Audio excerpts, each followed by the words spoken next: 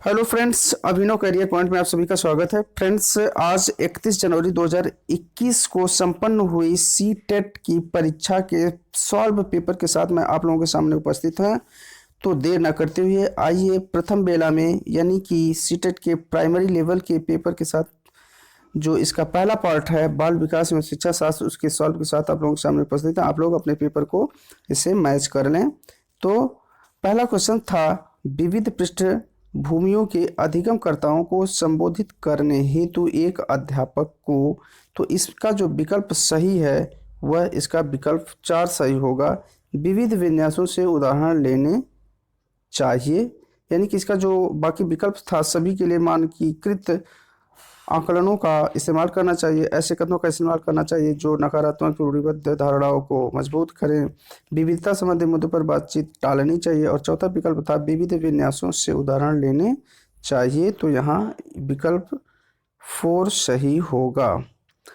तो next question की तरफ चलते हैं हम। नेक्स्ट क्वेश्चन है,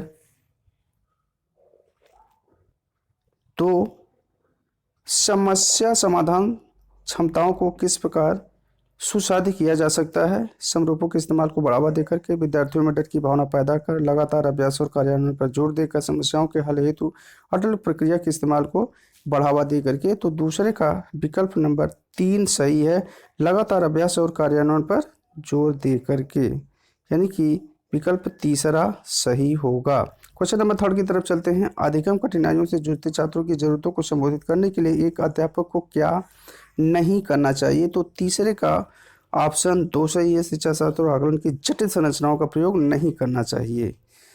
क्वेश्चन नंबर 4 है, सृजनात्मकता की पहचान का प्रमुख लक्षण क्या है?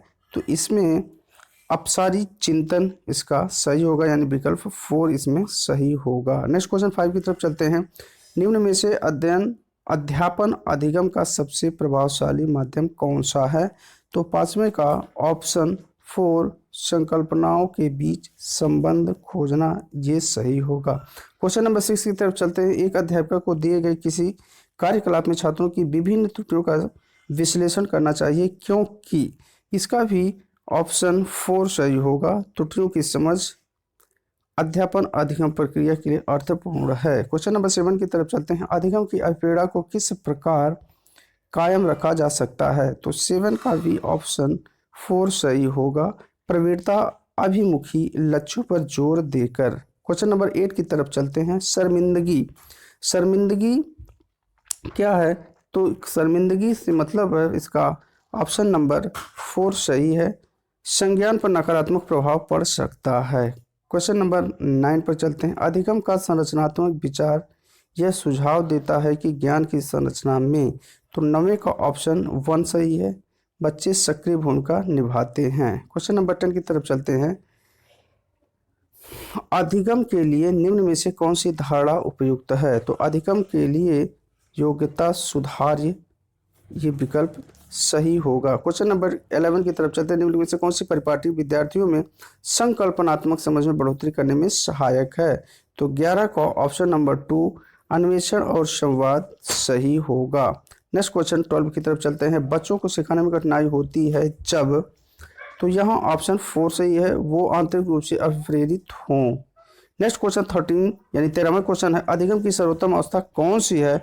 तो अधिगम की सर्वोत्तम अवस्था संतुलित उत्तेजना, कोई भय नहीं, ये ऑप्शन सही होगा। क्वेश्चन नंबर 14 यानी 14, बच्चों के विकास की व्यक्तिगत विभिन्नताओं को किस पर प्रतिरूपित किया जा सकता है?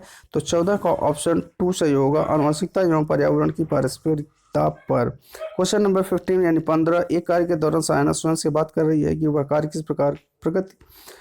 पर किस प्रकार प्रगति कर सकती है। लेव वाइगोत्स्की की भाषा और चिंतन सोच के बारे में दिए गए विचारों के अनुसार इस तरह का व्यक्तिगत वाक्य क्या दर्शाता है? तो 15 का ऑप्शन नंबर 3 यानी संज्ञानात्मक पर अपरिपक्वता सही होगा। नेक्स्ट क्वेश्चन है, मूल्यांकन पद्धतियों का लक्ष्य होना चाहिए। मूल्यांकन पद्धतियों का लक्ष्य योग्यता आधारित समूहों में विद्यार्थियों को विभाजित करना, यानी विकल्प 4 सही होगा।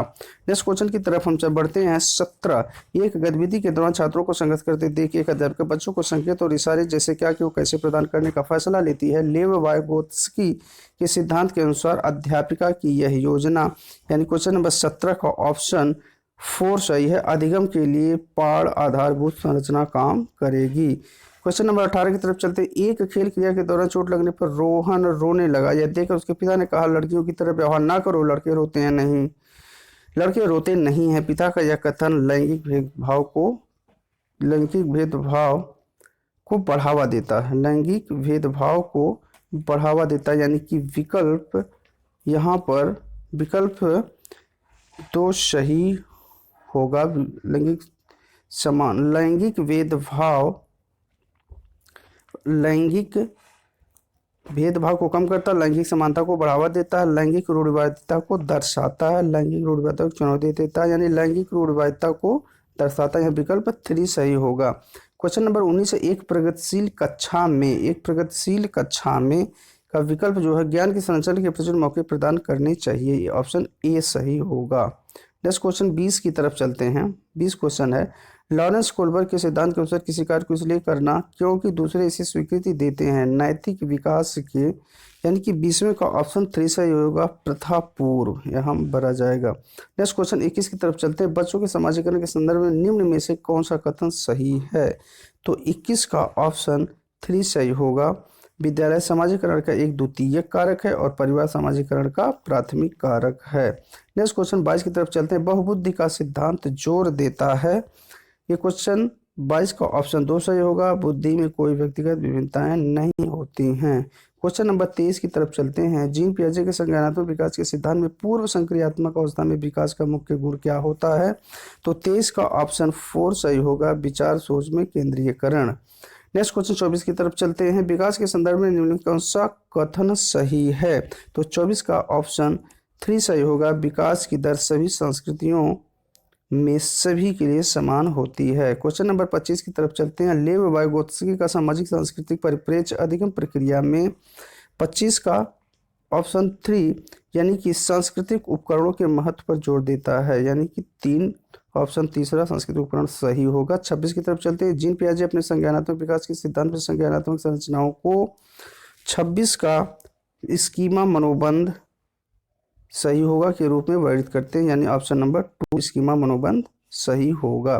नेक्स्ट क्वेश्चन की तरफ चलते हैं। 27, एक समावेशी कक्षा में किस पर जोर देना चाहिए? तो एक समावेशी कक्षा में हर बच्चे के सामर्थ्य को अधिकतम करने के लिए अवसर प्रदान करने का विकल्प सही होगा। 28 क्वेश्चन नंबर पर चलते हैं। दिव्यांगजन अधिकार अधिनियम 2016 के अनुसार निम्न में से किस शब्दावली का प्रयोग उपयुक्त है?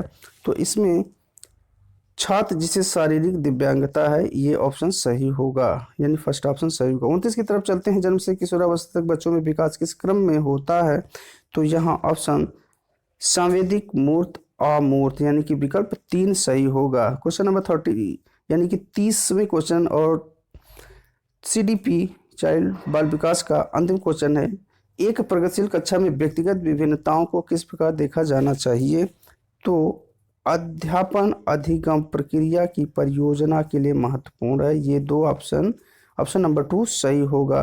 तो इस प्रकार फ्रेंड्स, सीटेट के प्राथमिक लेवल के पेपर के पहले पार्ट बाल विकास से संबंधित 30 प्रश्नों के उत्तर हमने आपको प्रदान किए। इसे हमने कई किताबों से, कई नोट्स से इसे मिला करके आप लोगों के सामने प्रस्तुत किया है। इसे आप अपने क्वेश्चन आंसर से मिला लें और बाकी के पार्टों के साथ हम जल्द ही अपने चैनल पर, चाहे गणित हो, संस्कृत हो, हिंदी हो, चाहे EVS हो, सभी के सॉल्व के साथ हम पुनः उपस्थित होते हैं। तब तक हमारे चैनल से आप जुड़े रहें और हमारे इस वीडियो को लाइक करें, सब्सक्राइब करें, शेयर करें और कमेंट करें।